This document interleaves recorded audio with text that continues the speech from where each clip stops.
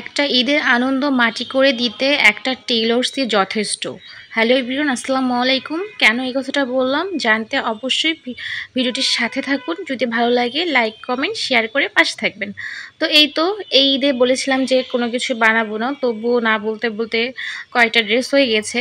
তো বানাতে দিয়েছে যেহেতু, তো আনতে যাব। তো ঈদের তো আর বাকি নাই, কালকে গিয়েছিলাম। যাওয়ার জন্য রেডি হলাম, বের হব। তো বাহিরে বের হয়ে দেখি যে বাহিরে সবকিছু প্রস্তুতি চলছে কোরবানি ঈদের। আমাদের বাসার সামনটা খুব পরিষ্কার করছে লোক এসে, একদম পুরো ঝকঝকে তকতকে করে দিচ্ছে। তারপর অনেক শ্যাওলা জমে গিয়েছিল বৃষ্টির পানিতে, তো সেগুলো ঘষে ঘষে পরিষ্কার করছে। আর এই সাইডটাতে অনেক ঘাস হয়েছিল, সেই ঘাসগুলো পরিষ্কার করছে। তো বেশ ভালো লাগছিল। আর চারপাশটা পরিষ্কার থাকলে কিন্তু দেখতে ভালো লাগে, যেহেতু আমাদের বাসাটা অনেক বড়। তো প্রত্যেক মাসেই কিন্তু পরিষ্কার করতে হয়, অনেক ঘাস হয়। আর প্রত্যেক মাসে ঘাস পরিষ্কার করতে কিন্তু আসলে একটু কষ্টই হয়। তো যাই হোক, এই তো গেলাম টেইলর্সে। আর দেখলাম যে আশেপাশের রাস্তাগুলো ভালোই ব্যস্ত ছিল, কারণ সবাই এই সময় বাসায় যাচ্ছে। আর যেহেতু আমরা রংপুরে ঈদ করব, আমরা তো আর কোথাও যাব না। সবার যাওয়াটা দেখি তখন মনে হয় যদি আমরা বাইরে থাকতাম আমাদেরও হয়তো বা এইভাবে যেতে হতো। তবে একসময় কিন্তু আপনাদের ভাইয়া জব করেছিল, তখন কিন্তু আমাদেরকেও এইভাবে যাওয়া আসা করতে হতো। আর এখন তো যেহেতু নিজের বাসায় থাকি, নিজেদের বিজনেস আছে, দেখাশোনা করতে হয়, এই জন্য আর কি জবটা সে ছেড়ে দিয়েছে। আর এইদিকেই তো টেলার্সে গিয়েছিলাম, জামা কাপড় নিয়ে আসলাম।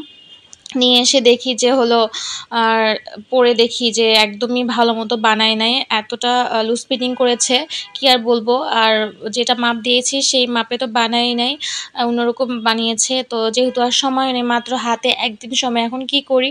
তো আপনাদের ভাইয়া বললো যে তুমি তাহলে যেগুলো পরবা, যেগুলো খুবই এমার্জেন্সি, সেগুলো যে নিয়ে যায় ঠিক করে দাও, ঠিক করে নিয়ে আসো। তো আমি আবারও ফোন দিলাম, ফোন দেওয়ার পরে বলতেছে ঠিক আছে আপু, আপনি তাহলে নিয়ে আসিয়েন কালকে দুপুরে।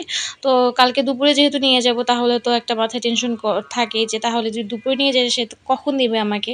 তো যাই হোক, তার কথা মতোই আমি আজকে দুপুরে অবশ্য গিয়েছিলাম। আর এইদিকে আজকে এই তো সকালবেলা দেখেন কত সুন্দর করে গরুকে খাওয়াচ্ছিল, এত মায়া লাগতেছিল গরুটাকে দেখে। আসলে কোরবানির পশুরাও কিন্তু বুঝতে পারে যে তাদেরকে আল্লাহর নামে তাদেরকে কোরবানি দেওয়া হবে।